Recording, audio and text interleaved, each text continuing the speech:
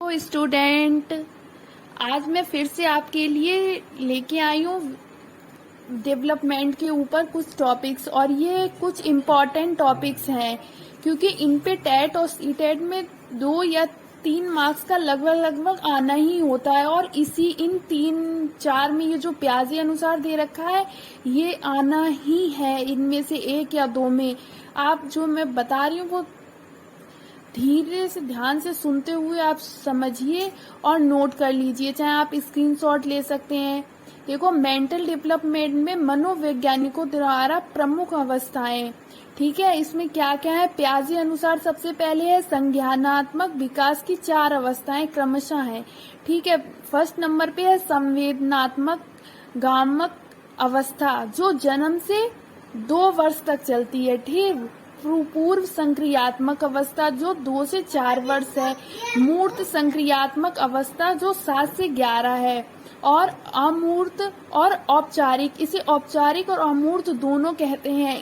Question में अमूर्त से भी कह सकता है और औपचारिक संक्रियात्मक अवस्था कह सकता है जो 11 वर्ष और उससे अधिक होती है, ठीक है। अब ये देखिए, जो ये 3-4 है इसमें सिर्फ आप इतना याद ज्यादातर रखिए, जो एज जो पूछी है जन्म से 2 वर्ष। पूर्व संक्रियात्मक में जो बता रखी है वो 2 से 7 वर्ष पूर्व संक्रियात्मक अवस्था है जो 7 से 11 वर्ष। और जो औपचारिक और अमूर्त संक्रियात्मक अवस्था है वो 11 वर्ष और उससे अधिक, ठीक है।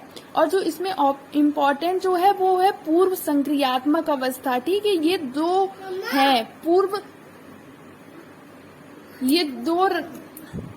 दो है पूर्व संप्रदाय काल, ठीक है। इसमें है प्री कंसेप्शनल 2 से 4 वर्ष है, ठीक है। इसे पूर्व और प्राक भी कहते हैं, ठीक है। इसमें मतलब पूर्व संक्रियात्मक अवस्था वैसे मानो तो 2 से 7 वर्ष है और ये 2 में बढ़ जाती है एज। पूर्व संप्रत्यात्मक काल है प्री कॉन्सेप्शनल 2 से 4 वर्ष। और अंतः प्रज्ञक काल है इंट्यूटिव थॉट, वो है 4 से 7। इसे अंतर्दर्शी भी कहते हैं।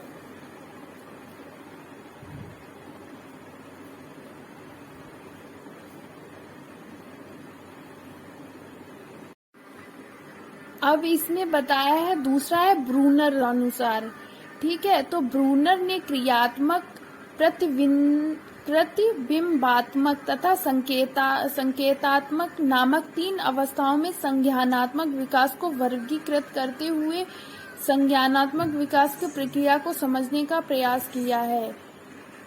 ये तो है, इतना कोई ये खास इम्पोर्टेंट नहीं है, पर आप ये जो 3 मैंने बताए हैं और इसमें ये पूर्व संक्रियात्मक वाला है, ये आप लोग अच्छे से मतलब नोट कर लीजिए। इनमें से 2-3 मार्क्स का आना ही आना है, ठीक है।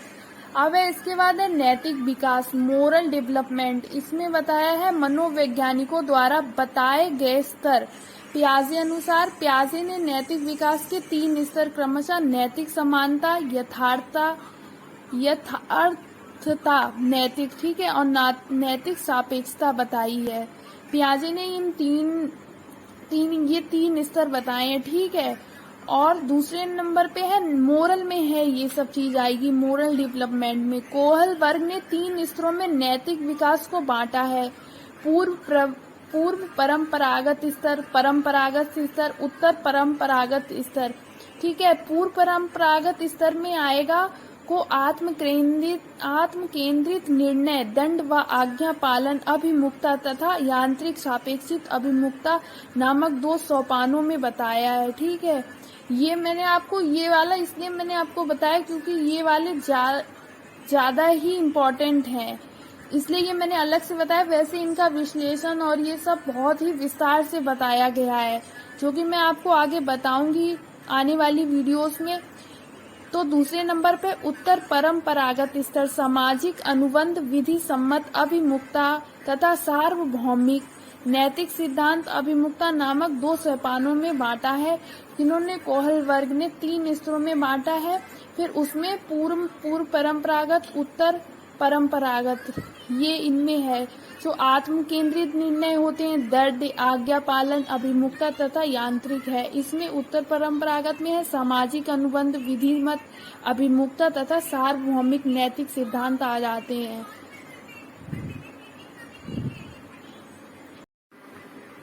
अब इसमें बताया है, दूसरा है ब्रूनर अनुसार।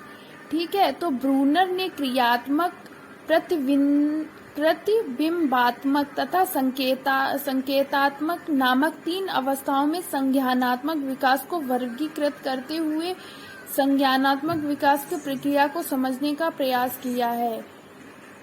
ये तो है, इतना कोई ये खास इम्पोर्टेंट नहीं है, पर आप ये जो 3 मैंने बताए हैं और इसमें ये पूर्व संक्रियात्मक वाला है, ये आप लोग अच्छे से मतलब नोट कर लीजिए। इनमें से 2-3 मार्क्स का आना ही आना है। ठीक है, अब है इसके बाद है नैतिक विकास, मोरल डेवलपमेंट। इसमें बताया है मनोवैज्ञानिकों द्वारा बताए गए स्तर।